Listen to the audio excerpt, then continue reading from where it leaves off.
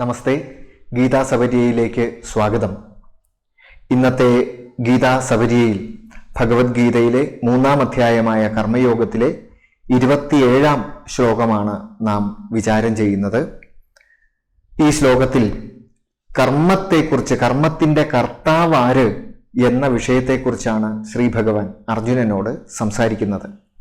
അർജുനൻ തൻ്റെ സ്വധർമ്മം ചെയ്യാൻ മടിച്ച് ശോകമോഹങ്ങൾ കൊണ്ട് തേർത്തട്ടിൽ തളർന്നിരിക്കുന്നു. തെറ്റിദ്ധാരണയാണ് മോഹം, അറിവില്ലായ്മയാണ് മോഹം. യഥാർത്ഥത്തിൽ ധർമ്മത്തിനു വേണ്ടി യുദ്ധം ചെയ്യേണ്ടവനായ അർജുനൻ, ഒരു സോൾജിയറായ അർജുനൻ, താൻ സോൾജിയറാണെന്നുള്ള ആ സംഗതി മറന്നിട്ട് ആ സമയത്ത് വിചാരിക്കുന്നു, ഞാൻ കേവലം ഈ പിതാമഹന്റെ ഒരു കൊച്ചുമകൻ മാത്രമാണ്, ഈ എൻ്റെ മുമ്പിൽ നിൽക്കുന്ന ഗുരുവിൻ്റെ ഒരു ശിഷ്യൻ മാത്രമാണ് എന്ന്. തൻ്റെ അവസ്ഥ അപ്പോൾ ഒരു സോൾജിയർ എന്നുള്ളതാണെങ്കിലും അത് മറന്ന് ആ സ്വധർമ്മം ചെയ്യാൻ മടിച്ച് നിൽക്കുന്നു. ആ സ്വധർമ്മത്തിലേക്ക് വീണ്ടും അർജുനനെ കൊണ്ടുവരുന്നതിനായിട്ട് അർജുനന് എന്താണ് കർമ്മം, ആ കർമ്മം അനുഷ്ഠിക്കേണ്ടതിൻ്റെ പ്രാധാന്യം എന്താണ്, മോക്ഷത്തിലേക്ക് എത്തിക്കുന്നതിൽ കർമ്മത്തിൻ്റെ പ്രസക്തി എന്താണ് എന്നൊക്കെ ഇവിടെ പറഞ്ഞു കൊടുക്കുകയാണ് ചെയ്യുന്നത്. ആ ജ്ഞാനത്തിലൂടെയാണ് അർജുനൻ വീണ്ടും ഈ കർമ്മോന്മുഖനായിത്തീരുന്നത്. ഇത് വായിക്കുന്ന, ഭഗവത്ഗീത വായിക്കുന്ന നമ്മളെപ്പോലെ ഓരോരുത്തർക്കും ഇത് പ്രേരണയാണ്. നമുക്ക് നമ്മുടെ സ്വധർമ്മം അനുഷ്ഠിക്കുന്നതിന് ഇതൊരു പ്രേരണയാണ്. എന്താണ് കർമ്മം? ശ്രീ ഭഗവാൻ പറയുന്നു, ഞാൻ ആത്മാവാണ് എന്ന ജ്ഞാനം കിട്ടിയ ഒരു വ്യക്തിയെ സംബന്ധിച്ചിടത്തോളം അതാണ് ആത്മജ്ഞാനം, തത്വവിത്ത് എന്ന് പറയുന്നു. തത്വജ്ഞാനം എന്താണ്? തത്വം എന്താണ്? സത്യം എന്താ? അതാണ് ഈ ഞാൻ ആത്മാവാണ് എന്ന ജ്ഞാനം. ഞാൻ ഈ ശരീര മനസ്സുകളല്ല. സാധാരണ എല്ലാ വ്യക്തികളും വിചാരിക്കുന്നത് ഞാൻ എന്ന് പറയുമ്പോൾ ഈ ശരീരവും ഈ മനസ്സുമാണ് എന്നാണ്. എന്നാൽ ഭഗവത്ഗീത പറയുന്നു, ഈ ശരീരവും മനസ്സും നമുക്ക് കർമ്മം ചെയ്യാനുള്ള ഉപകരണങ്ങളാണ്. ഈ ശരീര മനസ്സുകളിൽ ഇരിക്കുന്നവനായ, ഈ ദേഹത്തിൽ ഇരിക്കുന്നവനായ ദേഹി അഥവാ ആത്മാവ് ഈ ശരീര മനസ്സുകളെ ഒബ്സർവ് ചെയ്ത് നിരീക്ഷിച്ച്, നമുക്കൊക്കെ നമ്മുടെ ശരീര മനസ്സുകളെ നോക്കാൻ സാധിക്കും അല്ലേ? നമ്മുടെ ശരീര മനസ്സുകളെ നിരീക്ഷിക്കാൻ അറിയും. ഒരാൾക്ക് വിശക്കുമ്പോൾ എനിക്ക് വിശക്കുന്നു എന്നറിയാൻ പറ്റും. അത് നമ്മുടെ ഒരു നിരീക്ഷണ ശക്തിയാണ്. ആ നിരീക്ഷിക്കുന്ന, ആ അറിയുന്ന ആളാണ് ആത്മാവ്. എനിക്കിപ്പോൾ സന്തോഷമാണ് എന്നറിയുന്നത് ആത്മാവാണ്. അല്ലെങ്കിൽ എനിക്കിപ്പോൾ ദുഃഖമാണ് എന്നറിയുന്നത് ആത്മാവാണ്. ഈ അറിയുന്നവനാണ് നമ്മുടെ ഉള്ളിലുള്ള ആ ആത്മാവ്. ഈ ആത്മാവ് രണ്ട് ശരീര മനസ്സുകളിൽ നിന്ന് വ്യത്യസ്തമായ ഒരു സ്വഭാവത്തോടു കൂടിയതാണ്. ശരീര മനസ്സുകൾ എപ്പോഴും മാറിക്കൊണ്ടിരിക്കുന്നതും അത് ജനിക്കുന്നതിനും മരണത്തിനും ഒക്കെ വിധേയമായതുമാണ് ശരീരവും മനസ്സും. എന്നാൽ ആത്മാവിന് ജനനമില്ല, മരണമില്ല, ഒരു വ്യത്യാസവുമില്ല. കൗമാരം, യൗവനം, ജര തുടങ്ങിയ മാറ്റങ്ങളൊന്നും ഈ ആത്മാവിനെ സ്പർശിക്കുന്നില്ല. അങ്ങനെ ഈ നമ്മുടെ ശരീര മനസ്സുകളുടെ സാക്ഷിയായ ഈ ആത്മാവിനെ അറിയുന്നവനാണ് വിദ്വാൻ. ആ വിദ്വാനെ സംബന്ധിച്ച് ആത്മാവിന് കർത്തവ്യങ്ങളൊന്നുമില്ല, ചെയ്യാനൊന്നുമില്ല. ചെയ്യേണ്ടതൊക്കെ ഈ ശരീരത്തിനാണ്. വിശക്കുമ്പോൾ ഭക്ഷണം കഴിക്കണം, അതുപോലെ തളരുമ്പോൾ ഉറങ്ങണം, അതുപോലെ നമുക്ക് സംരക്ഷണത്തിന്, ജീവിതത്തിൽ സംരക്ഷണയോടുകൂടി ജീവിക്കാൻ വേണ്ടി നമ്മൾ പല പല ജോലികളും നമ്മൾ ചെയ്യണം. അതിന് ഭഗവത്ഗീത ശരീരയാത്ര എന്ന ഒരു വാക്ക് ഉപയോഗിക്കുന്നുണ്ട്. ശരീരത്തിലിരുന്ന് ഈ ആത്മാവ് യാത്ര ചെയ്യുന്നു. അതൊരു അതിമനോഹരമായിട്ടുള്ളൊരു ഒരു കോൺസെപ്റ്റാണത്. ആ ശരീരയാത്ര നിർവഹിക്കാൻ വേണ്ടി നമ്മളെല്ലാവരും കർമ്മം ചെയ്തുകൊണ്ടിരിക്കുകയാണ്. എന്താണ് ആ കർമ്മം? ആ കർമ്മം ആരാണ് ചെയ്യുന്നത് എന്നതാണ് ഇത്തവണത്തെ ഈ 27-ാമത്തെ ശ്ലോകത്തിൽ ശ്രീ ഭഗവാൻ ചർച്ച ചെയ്യുന്നത്. നമുക്ക് നോക്കാം. പ്രകൃതേഹ ക്രിയമാണാനി ഗുണൈഃ കർമാണി സർവശ അഹങ്കാര വിമൂഢാത്മാ കർത്താഹമിതി മന്യതേ. പ്രകൃതേഹ ക്രിയമാണാനി ഗുണൈഃ കർമാണി സർവശഃ. പ്രകൃതേഹ ഗുണൈഃ സർവശഃ കർമാണി ക്രിയമാണാനി. ഈ പ്രകൃതിയുടെ ഗുണങ്ങളാൽ, ഗുണങ്ങളുടെ പ്രേരണ കൊണ്ട് ആണ് സർവശഃ എല്ലാ പ്രകാരത്തിലും, അതായത് ശരീരം കൊണ്ടുള്ള കർമ്മം, മനസ്സുകൊണ്ടുള്ള കർമ്മം, വാക്കുകൊണ്ടുള്ള കർമ്മം. ഞാനിപ്പോൾ വാക്കുകൊണ്ട്, എൻ്റെ വാഗിന്ദ്രിയം കൊണ്ട് ഇപ്പോൾ കർമ്മം ചെയ്തുകൊണ്ടിരിക്കുകയാണ്. അങ്ങനെയുള്ള ഈ കർമ്മങ്ങളെല്ലാം തന്നെ അതാണ് സർവശഃ, എല്ലാ പ്രകാരത്തിലും കർമാണി ക്രിയമാണാനി, കർമ്മങ്ങൾ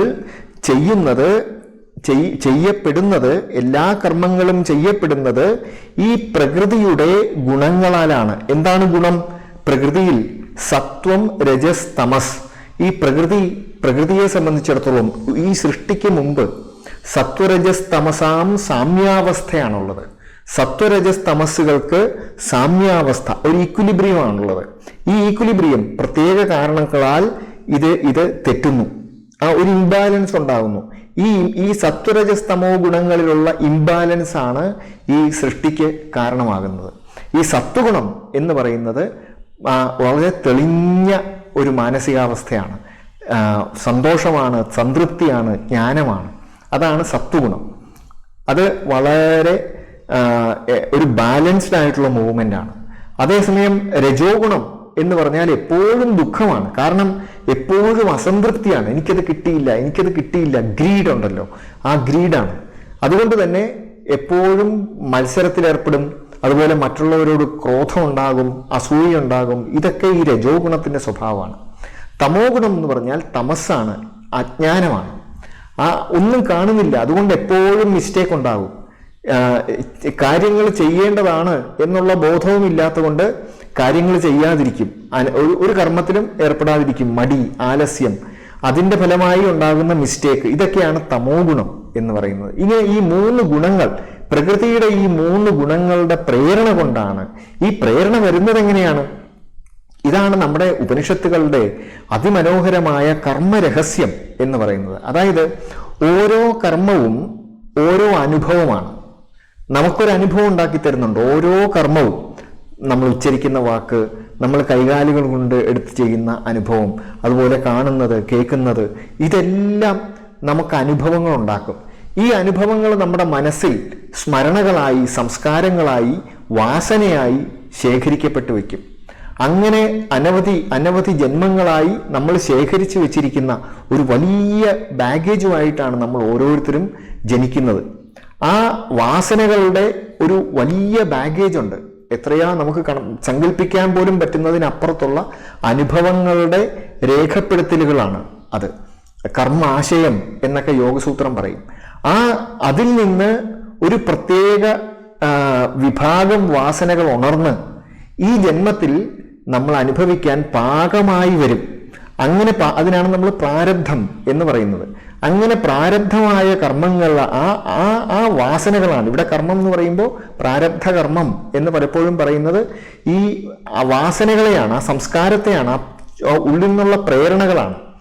ആ പ്രേരണകളുടെ എന്താണ് ഒരു ബലം കൊണ്ടാണ് നമ്മൾ കർമ്മങ്ങളിൽ ഏർപ്പെടുന്നത്. ഇപ്പൊ ഒരാള് എന്തുകൊണ്ടാണ് നല്ല കർമ്മങ്ങളിൽ ഏർപ്പെടുന്നത്? കാരണം നല്ല വാസനകളുടെ പ്രേരണ കൊണ്ട്. ഒരാള് ദുഷ്കർമ്മങ്ങളിൽ ഏർപ്പെടാൻ കാരണം ചീത്ത കർമ്മങ്ങളുടെ വാസന കൊണ്ട്. ഇങ്ങനെ നമ്മുടെ ഉള്ളിൽ സൽക്കർമ്മ വാസനകൾ സൃഷ്ടിക്കുക എന്നുള്ളതാണ് നല്ല കർമ്മങ്ങളിൽ ഏർപ്പെടാനുള്ള ഒരു മാർഗം എന്ന് പറയുന്നത്. ഇതാണ് നമ്മുടെ മനസ്സിന്റെ പ്രത്യേകതയാണ് ഇവിടെ നമ്മളെ ഉപനിഷത്തുകൾ പഠിപ്പിക്കുന്നത്. അതാണ് ഇവിടെ പറയുന്നത്. ഈ പ്രകൃതിയിലുള്ള ഈ സത്വരജസ്തമോ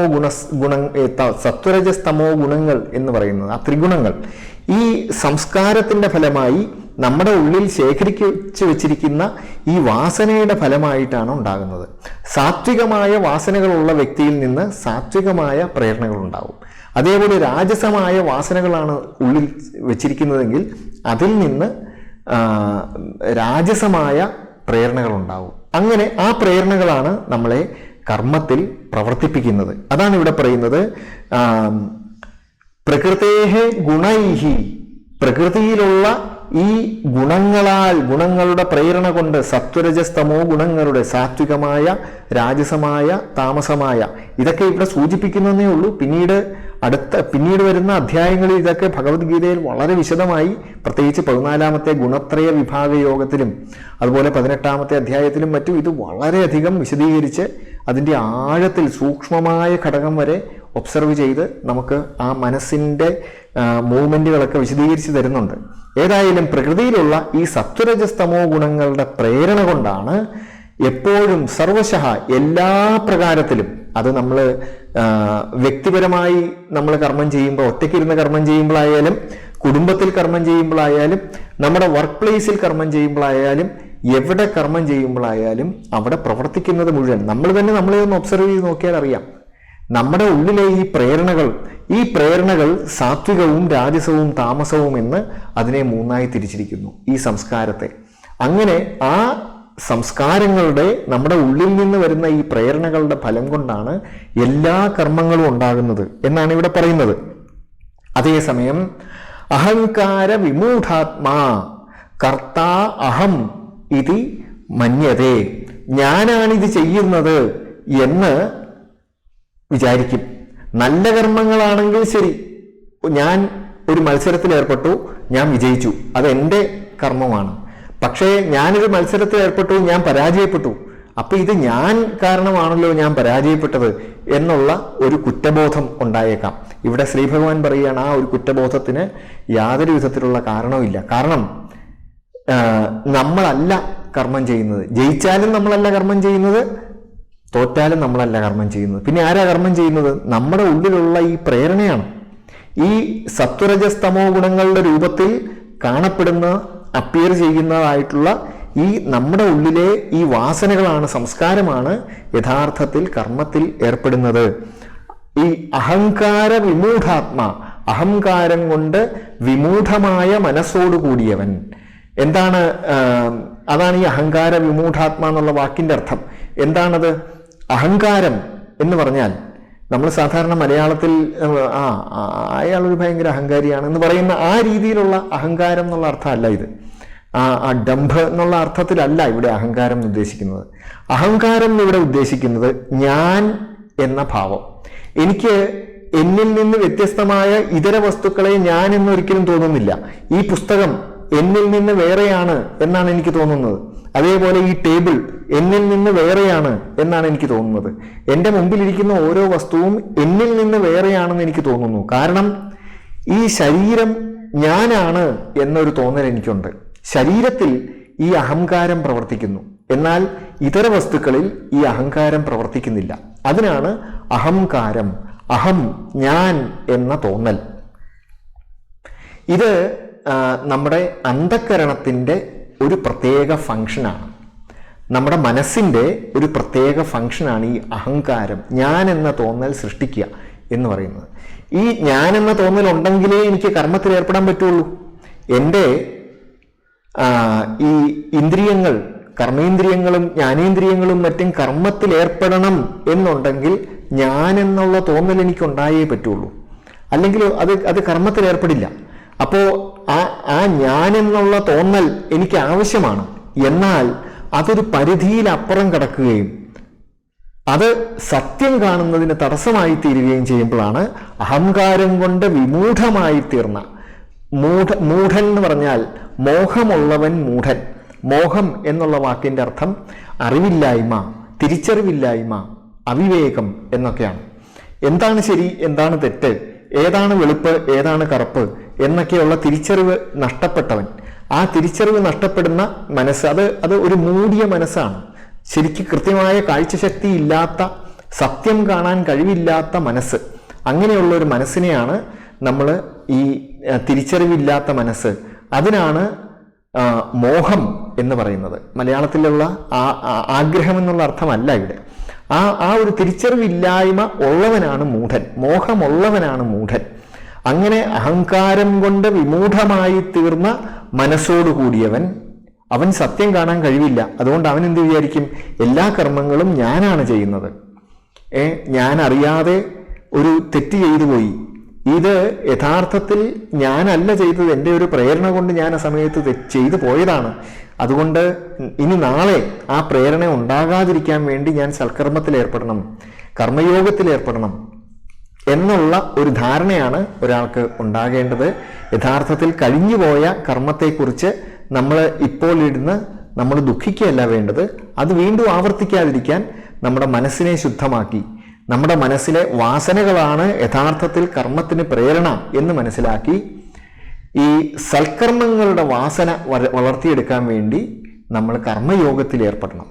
അവനവൻ്റെ സ്വധർമ്മം ഏറ്റവും ഭംഗിയായ രീതിയിൽ, ധാർമ്മികമായ രീതിയിൽ ചെയ്യുന്ന ഒരു ശീലം നമ്മുടെ ഉള്ളിൽ വളർത്തിയെടുക്കണം. ഇതാണ് ഭഗവത്ഗീത നമുക്ക് അതിൻ്റെ എല്ലാ ശ്ലോകങ്ങളിലൂടെയും പറഞ്ഞു തരുന്നത്. ഈ ഒരു ശ്ലോകം അവിടെ ഈ പർട്ടിക്കുലർ വിഷയത്തെ തന്നെയാണ് പറയുന്നത്. എന്നാൽ അഹങ്കാര വിമൂഢാത്മാവല്ലാത്ത തത്വവിത്തായിട്ടുള്ള ഒരാളുടെ സ്വഭാവം എന്താണ് എന്ന് കാണിക്കുന്നതാണ് ആ അടുത്ത ശ്ലോകം. അങ്ങനെയൊരു തത്വവിത്ത് എന്ന് പറഞ്ഞാൽ ആത്മജ്ഞാനി, ഈ ശരീര മനസ്സുകളിൽ നിന്ന് വ്യത്യസ്തനായ, നശ്വരമായ ഈ ശരീര മനസ്സുകളിൽ നിന്ന് വ്യത്യസ്തനായ, അനശ്വരനായ, നിത്യവസ്തുവായ ആത്മാവാണ് ഞാൻ എന്ന തത്വം അറിഞ്ഞവനാണ് തത്വവിത്ത്. അങ്ങനെയുള്ള ഒരാൾ എങ്ങനെയാണ് കർമ്മത്തിൽ ഏർപ്പെടുന്നത് എന്ന് നമുക്ക് അടുത്ത ശ്ലോകത്തിൽ കാണാം. ആ വരുന്ന ഗീതാസപര്യയുടെ എപ്പിസോഡിലേക്ക് സ്വാഗതം ചെയ്തുകൊണ്ട് നിർത്തട്ടെ. നമസ്കാരം.